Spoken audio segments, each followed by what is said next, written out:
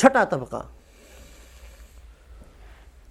وَمِنَ النَّاسِ مَن يُعْجِبُكَ قَوْلُهُ فِي الْحَيَاةِ الدُّنْيَا وَيُشْهِدُ اللَّهَ عَلَى مَا فِي قَلْبِهِ وَهُوَ أَلَدُّ الْخِصَامِ۔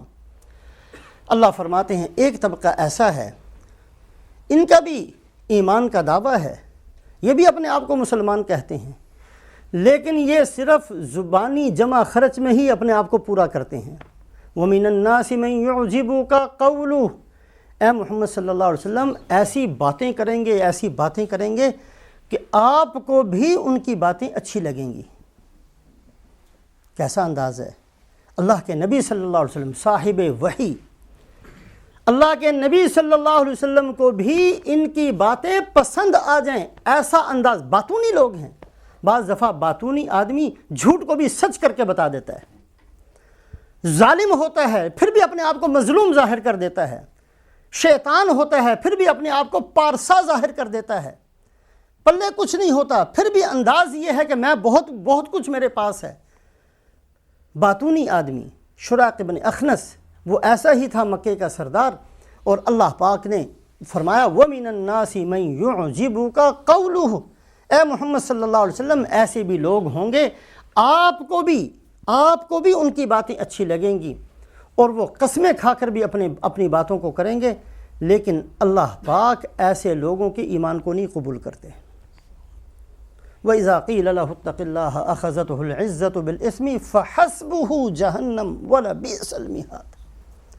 ایسے لوگوں کے لیے جہنم ہی ان کا علاج ہے، جہنم ہی کافی ہے۔ جہنم کے علاوہ کوئی چیز ان کو نہیں سمجھا سکتی، جہنم کے علاوہ کوئی ان کا ٹھکانہ نہیں ہے۔ فَحَسْبُهُ جَهَنَّمُ وَلَبِئْسَ الْمِهَادُ۔ تو میرے محترم بزرگوں اور دوستوں، دوبارہ پھر ان الفاظ پر غور فرمائیے۔ آج ہماری ہم سب سے زیادہ اس کے مریض ہیں، ہم سب کی جتنی محنت ظاہر پر ہے اس سے کہیں کم بلکہ بالکل نہ ہونے کے برابر شاید باطن پر ہو، اور ہم میں سے بہت بڑی ایک جماعت ایسی ہے جو یہ بات جانتی بھی نہیں ہے کہ یہ بھی کوئی چیز ہے محنت کرنے کی۔ ہر جوتے پر کپڑوں پر محنت کرنا سمجھ میں آتا ہے، دل کو ٹھیک کرنا یہ بھی کوئی محنت کی چیز ہے جس پر بزرگ 40 سال لگایا کرتے تھے۔ ہمارے نزدیک یہ کوئی چیز نہیں ہے، اور اللہ پاک نے انسانیت کو جو تقسیم فرمایا ان میں سے بہت سارے جگہیں ایسی ہیں جن کا ایمان کا دعویٰ بھی تھا، لیکن ان کی محنت کا محور سارے کا سارا صرف ظاہر ہے۔ اللہ پاک کس انداز سے اور کتنی ناراضگی کے ساتھ اللہ ان کا ذکر فرماتے ہیں، یہ چند مواقع آپ نے سن لیے۔ اس کے ساتھ ساتھ ایک اور جگہ ہے بڑی بہترین انداز سے اللہ اس کا ذکر فرماتے ہیں، وَمِنَ النَّاسِ مَن يَشْرِي نَفْسَهُ ابْتِغَاءَ مَرْضَاتِ اللَّهِ وَاللَّهُ رَءُوفٌ بِالْعِبَادِ۔ یہ سارے لوگ تو وہ ہیں جو اللہ کو ناپسند ہیں۔ ایک طبقہ ایسا بھی ہے، وَمِنَ النَّاسِ، ان لوگوں میں سے ایک طبقہ ایسا بھی ہے، مَن يَشْرِي نَفْسَهُ ابْتِغَاءَ مَرْضَاتِ اللَّهِ، جو اپنے آپ کو بھی بیچ دیتے ہیں کہ اللہ ہم سے راضی ہو جائے۔ مال سارا جاتا ہے، چلا جائے کوئی پرواہ نہیں، ہماری زندگیاں بھی جاتی ہیں، لگ جائیں کوئی بات نہیں، جو مال لگے گا وہ قیمتی بنے گا، جو سانس لگے گا وہ قیمتی بنے گا، جو خون لگے گا وہ قیمتی بنے گا، جو جان لگے گی وہ قیمتی بنے گی۔ کہاں؟ اللہ کی رضا میں۔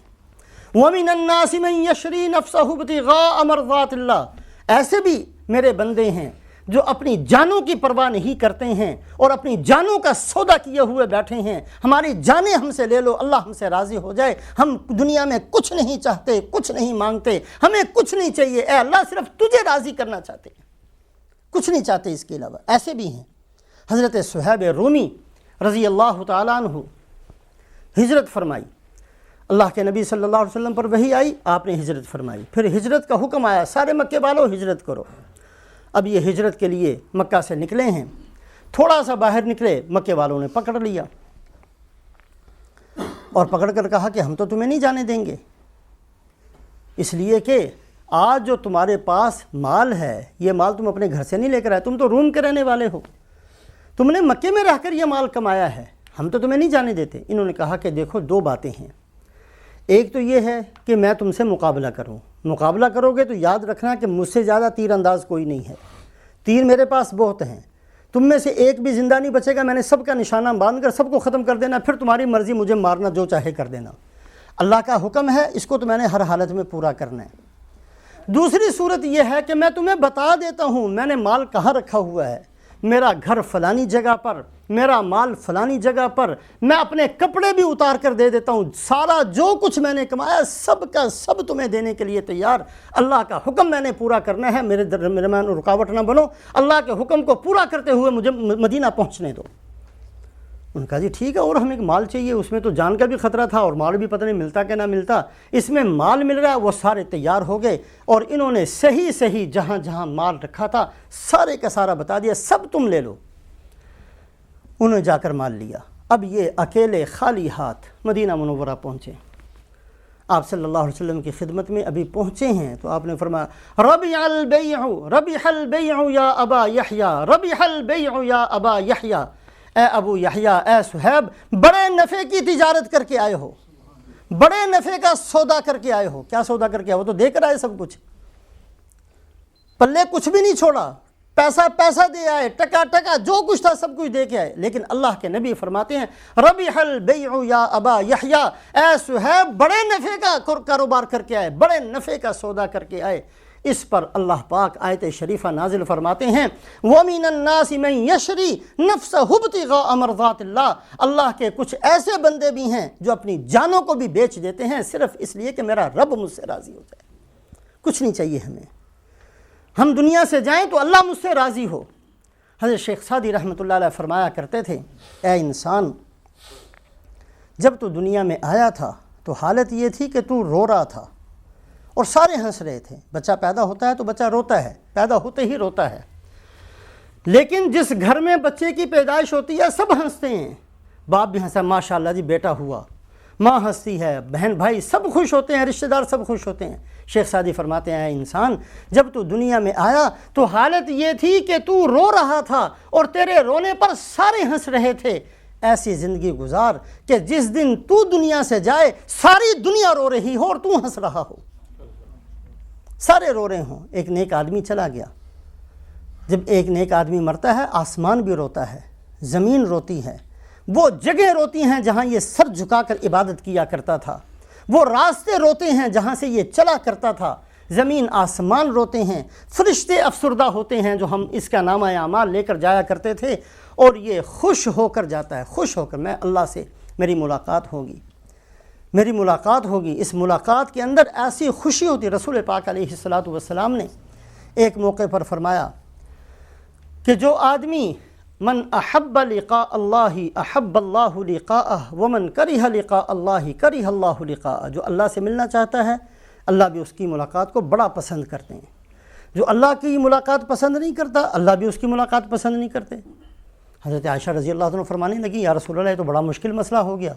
ہم میں سے تو کوئی بھی مرنا نہیں چاہتا، اس کا مطلب تو دوسرے لفظوں میں یہ ہوا کہ ہم اللہ کی ملاقات کو پسند نہیں کرتے، تو کہیں ایسا نہ ہو کہ اللہ پاک بھی ہماری ملاقات کو پسند نہ کریں۔ فرمایا اے صدیق کی بیٹی، اس کا مطلب یہ نہیں ہے جو تم سمجھتی ہو، اس کا مطلب یہ ہے کہ جب ایک نیک آدمی کی روح کے نکلنے کا وقت آتا ہے تو اللہ پاک اس کے سامنے جنت کو کر دیتے ہیں، اللہ پاک اس کے سامنے کامیابیوں کو کر دیتے ہیں، فرشتے خوشخبریاں لے کر اس کے سامنے آتے ہیں، ان کے ہاتھوں میں گلدستے ہوتے ہیں، جنت ان کے سامنے آشکارا کر دی جاتی ہے۔ اس منظر کو دیکھ کر اس کے جسم میں روح ایسے تڑپتی ہے اور ایسے پھڑپھڑاتی ہے جیسے کوئی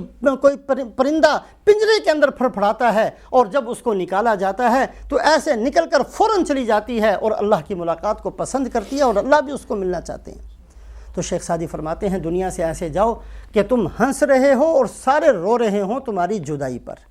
تو میرے محترم بزرگوں اور دوستو،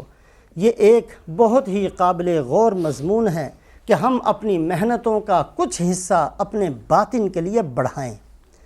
اپنی محنتوں کا کچھ حصہ کم کریں اپنے ظاہر کو۔ کوئی نہیں، اللہ پاک نے جتنی مقدر میں دنیا ہے وہ مل جائے گی، کہیں نہیں بھاگتی، کہیں نہیں جاتی، اللہ پاک عزت سے دیں گے، اور کوئی نہیں اگر تھوڑی بھی مل گئی تو کچھ نہیں ہوتا، دنیا چھوڑ کر ہی جانا ہے۔ لیکن اپنی محنتوں کا کچھ حصہ اپنے اندر کو درست کرنے پر، اپنے دل کی اصلاح پر، تقوی پیدا کرنے پر، توکل پیدا کرنے پر، اخلاق پیدا کرنے پر، اللہ کے رضا کے حصول کو پیدا کرنے پر، ان چیزوں کے حاصل کرنے کے لیے بھی اپنی محنتوں کا کچھ حصہ بڑھائیں۔ رمضان المبارک قریب ہے، مشق کا مہینہ قریب ہے، اللہ پاک ہم سب کو توفیق نصیب فرمائے۔